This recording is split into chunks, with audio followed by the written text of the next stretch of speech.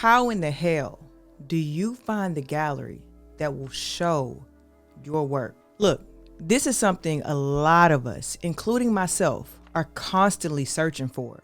For me, I'm searching for my clients. For you guys, you might be searching for yourself. You might be asking questions like, why don't they like my work? Why aren't they responding to my emails, my DMs? Why is it so damn hard to find a gallery to partner with? But the longer you go on this journey without a plan and without structure, the more years, and I mean years, you're gonna spend still stuck and still searching. Okay, so in this video, I like to recommend a 5-step roadmap that will hopefully help you guys reframe how you think about finding the right gallery. And this was sparked by two things. One, because I was on Artsy and they recommended 66 galleries to me. And out of those 6, I picked 10 that I think would align with my clients. And 2, because of something I heard Evita Tizzano say. She's a very successful artist, collected by multiple museums. She's a Guggenheim Fellow. She signed to a gallery that has her back. And she spoke at Gloryland 2025. And this is what she had to say that sparked these thoughts for me. I remember when I first started out, and I'm not going to mention the name of the gallery, but they told me my work belonged on greeting cards. It was going back to the fine arts show that used to be on Houston Street in New York. You remember that one? There was a gallery that was in Dallas, and they were a white gallery. And I went to them and I said, would you look at my work? They said, your work looks like it belongs on greeting cards. We're not interested. And full circle, I had an exhibit. They came up to me and they said, would you be interested? I said, nope, I'm sorry. I am very satisfied. Yes. But it was full circle 25 years later. Yeah. But they treated me like I was a throwaway. So look, maybe you're an artist that keeps getting rejected. Maybe you're having a hard time feeling really encouraged. But wherever you are in your journey, and I'm speaking to myself as well, I really hope that this 5-step roadmap is going to give you guys a little bit more clarity around how to find the right gallery. So let's go ahead and get into it. Step 1, study the story that the gallery is telling. Look, just like we tell stories, every gallery tells a story, and not just through the artists that they represent, but also through the curation itself. I want you guys to look at who's behind the gallery, who's curating the shows, what do they believe in, what kinds of stories are they trying to tell, and what conversations are they constantly bringing forward and constantly coming back to again and again. You got to start paying attention to their programming and to their tone and to their pacing, who they're grouping together in group shows to begin to see and understand their curatorial handwriting. And then maybe you'll be able to piece together what they're doing. Maybe they're centering identity. Maybe they highlight material experimentation. Maybe their story is really rooted in cultural dialogue, or maybe they only show artists from the African diaspora. Maybe they only work with Philippine artists. Those reoccurring themes are going to tell you far more than the gallery's press release ever will. You have to ask and then search for the answers. How often are they showing new work?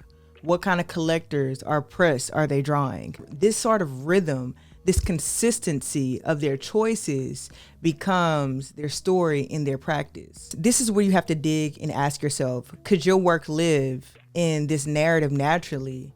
Or would your work in this space, in this gallery, feel out of place, right? And for collectors, it's asking, do these exhibitions help you understand the world in a way that you're searching to understand it? The story of that gallery might not be written in the clearest of words. It's written in the choices that they make over time.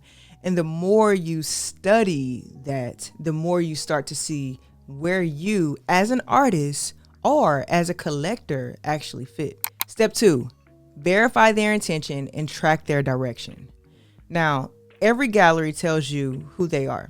They do that in mission statements, vision statements, press releases, wall texts, interviews. Your job is to verify the intention that they claim and then track the direction they're actually moving. Okay, if you've been following me for a while, you know I'm really clear about the pairing of those two words, intention and direction. So I want you to start with intention. What do they say that they value? Who do they say that they serve? What conversations do they claim to champion? Then I want you guys to check their direction. Do their recent shows reflect that mission?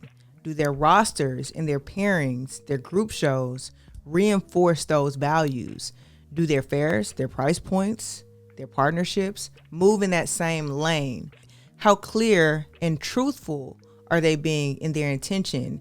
And are they moving in the intention that they've set publicly? If their words and their actions line up, then they're aligned. But if they don't, I urge you to believe the direction they're going, not the intention, the declaration that they have on their website. For artists, read their mission, then scroll their last 8 to 10 exhibitions. Does the curatorial choices match the story that they say that they're telling? Now, if your work or your collection fits their stated intention and their demonstrated direction, then you're getting pretty close to the right door, the right gallery. Compare what the gallery says it champions with who they platform and how they place work. If the mission and the market moves agree, then we can trust them. Step 3, research the company they keep. Every gallery has an ecosystem. The artists they represent, okay? The collectors that they attract, the curators and the collaborators that they work with. And for artists, I want you guys to study who's on the roster.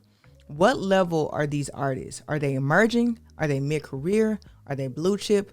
Where do these artists come from? Are they working with artists that come from MFA programs, that come from residencies, have a really, really amazing TV? Do they have a record of working with artists who are self-taught, community-driven? You know, who are they drawn to working with? Do they reflect a narrow lane or this broad mix of voices?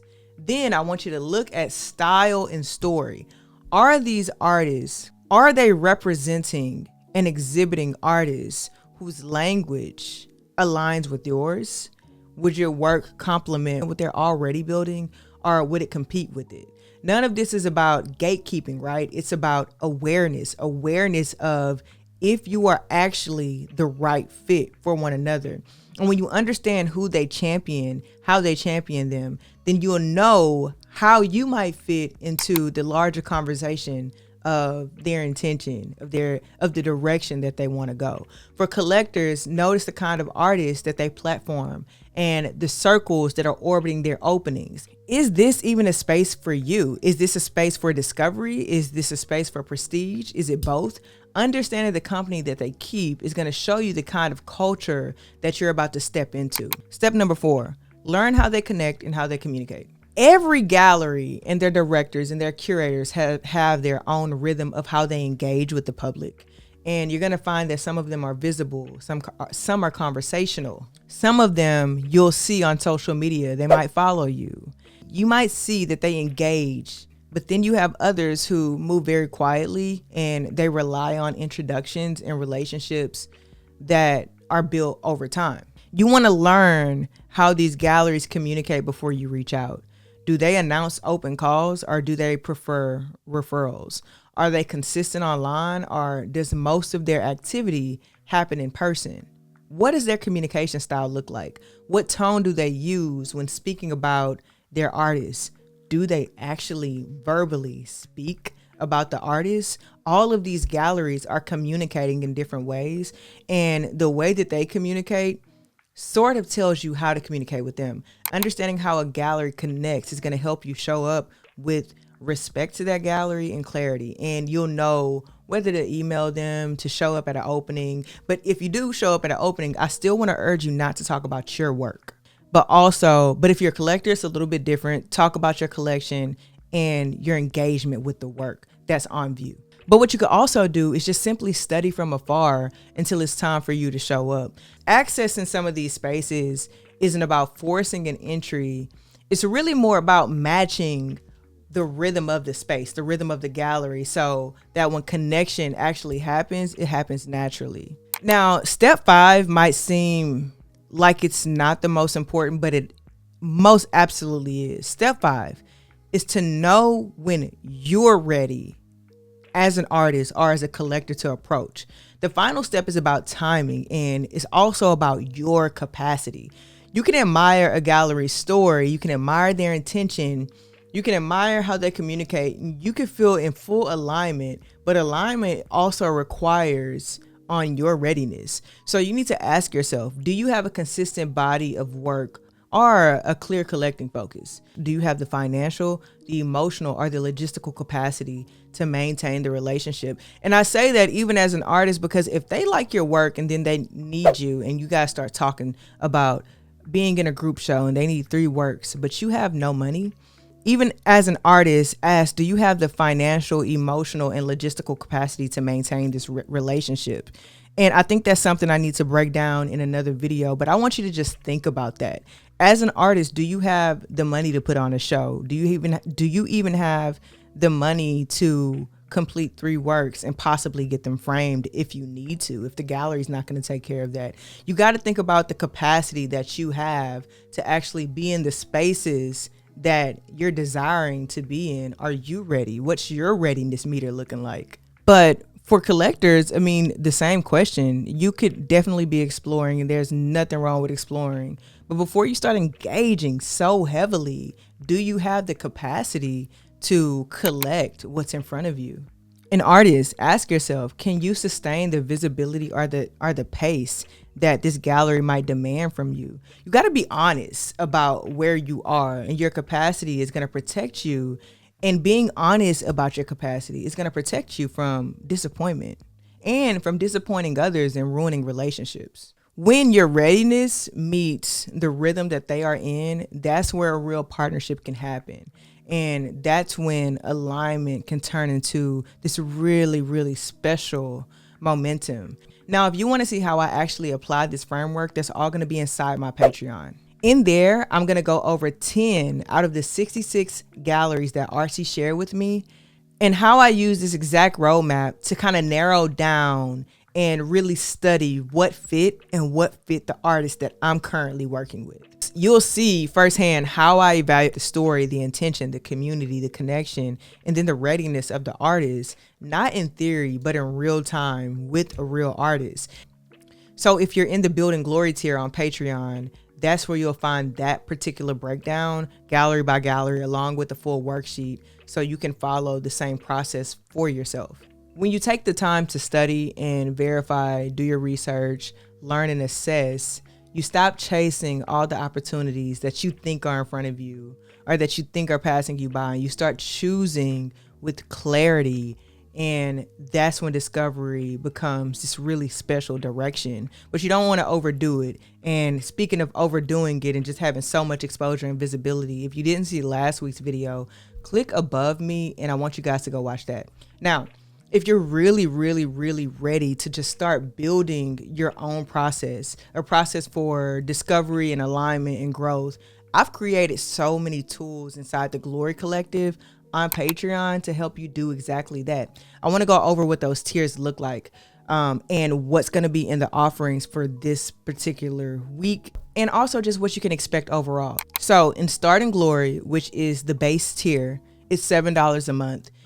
You'll get the Glory Notes, and you'll also get a voice pod, which is a short weekly audio reflection that I expand on each Dear Glory lesson before it actually drops. So what does that look like? Before this episode drops, you get to hear from me on why I even went into exploring this. And then I expand on what the video that you're watching right now is even about. So you get the beforehand, and you know what's going to come. You also get a guide to kind of help you guide through this particular video. I want you to think of it as your pre-class moment, you know, a space to listen and slow down and prepare for what you're gonna listen to.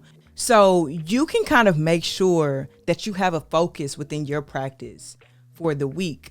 And that focus is living in a few different places. The next tier is Building Glory, which is $15 a month. It's everything that's gonna be in the Starting Glory. Plus you get the Gallery Discovery worksheet along with a guided voice pod where I'm walking you through the entire worksheet and also guiding you, explaining how to finish the worksheet. And by the end of that worksheet, you should be on your way to knowing for real how to put into practice what we talked about today. That's also where you're going to find the complete list of the galleries that I followed on Artsy with notes on why each one of those fit or why they didn't. This is where clarity kind of turns into structure, right? So starting Glory, you're still in that discovery phase and that listening phase, and you're doing the application on your own. When you get to building Glory, I'm applying and you're doing the work. We're doing the work together as a group. Now, Mastering Glory, which is $100 per month, is everything above plus a monthly one-on-one Zoom session with me, where we'll take one of the topics that we talked about within the month. Like last month, we covered visibility. Right now, we're covering this discovery of galleries, and we apply it directly to your goals as an artist or a collector. It's a personal strategy session, and it's defined to really refine and focus your personal process. Now, you can join all of those through the link in the description below, or you could just go to patreon.com/Mariah Elise. Also, make sure you guys are following me on Instagram. That's where I share these little clips just in case you missed these episodes. I share behind the scenes, small reflections.